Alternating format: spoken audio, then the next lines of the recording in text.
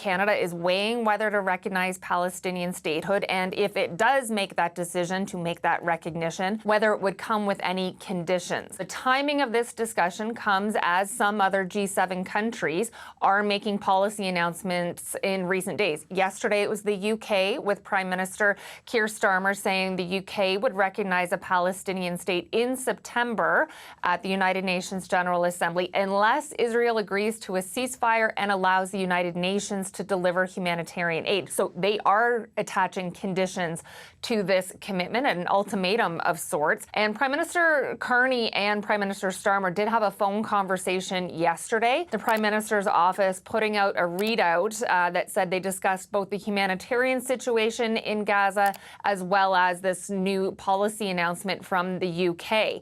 The UK's decision comes a few days after France's announcement that it would be recognizing Palestinian statehood in September. It did not attach any conditions to that commitment. Canada condemns Hamas, condemns the October 7th attack, and that currently Canada is very focused on the provision of humanitarian aid in Gaza. He said Canada continues to support a two-state solution, a, quote, free and viable Palestine living in peace and side by side in peace and security with Israel. He said Canada would continue to work with the international community towards a ceasefire and towards a two-state solution.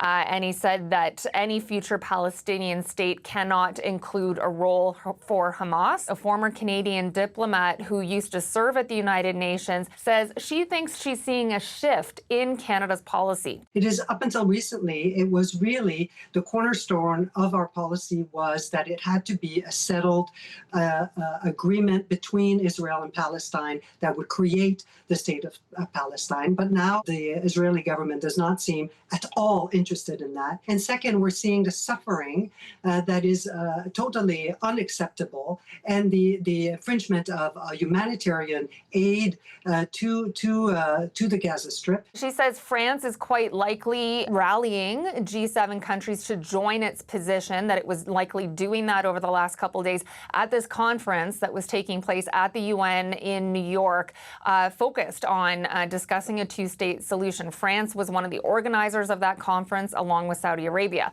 Canada did participate in those meetings. Foreign Affairs Minister Anita Anand was there. She did deliver remarks at that conference. She did not indicate that Canada would be following France's decision, but she did announce some new funding for the Palestinian Authority, $10 million, as well as another $30 million for humanitarian aid.